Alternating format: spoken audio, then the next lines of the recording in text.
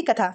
एक साहूकार था जिसके 7 बेटे और एक बेटी थी। एक दिन कार्तिक की चौथ का व्रत आया तो भाई बोला कि बहन आओ, बहन भोजन करें। बहन बोली कि आज करवा चौथ का व्रत है, चांद उगने पर ही खाऊंगी।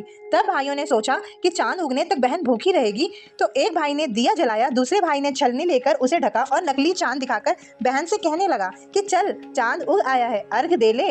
बहन अपनी भाभीियों से कहने लगी कि चलो अर्घ दें, तो भाभियां बोली तुम्हारा चांद उगा होगा, हमारा चांद तो रात को उगेगा।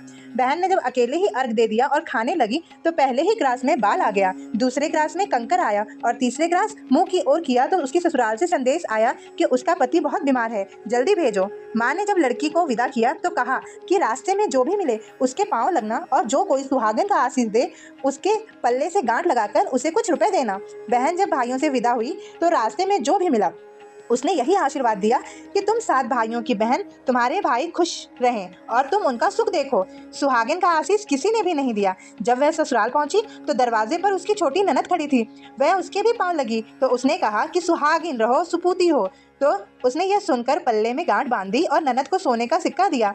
तब भीतर गई तो सास ने कहा कि पति धरती पर पड़ा है, तो वह उसके पास जाकर उसकी सेवा करने के लिए बैठ गई। समय बीतते बीतते मार्गशीर्ष की चौथ आई तो चौथ माता बोली करवा ले भाइयों की प्यारी करवा ले। लेकिन जब उसे चौथ माता नहीं दिखाई दी तो वह बोल पड़ी, हे माता, आपने मुझे उजाड़ा तो आप ही मेरा उद्धार करोगी, आपको मेरा सुहाग देना पड़ेगा। तब उस चौथ माता ने बताया कि पौष की चौथ आएगी, वह मेरे से बड़ी है, उसी से सब कुछ कहना, वह तुम्हारा सुहाग वापस देगी।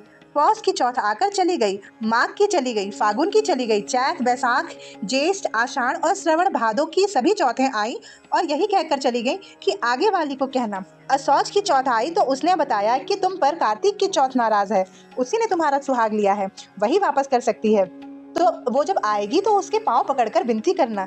यह बताकर वह भी चली गई।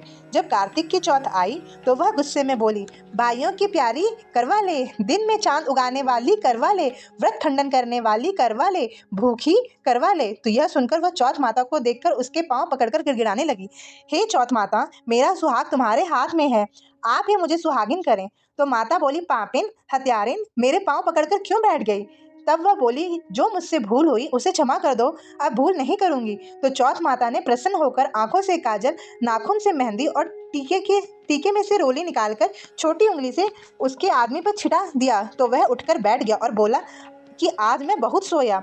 तब से सारे गांव में यह बात प्रसिद्ध होती गई कि सब स्त्रियां चौथ का व्रत करें तो सुहाग अटल रहेगा। यही करवा चौथ का उपवास का सनातनी महिमा है। जय करवा माता।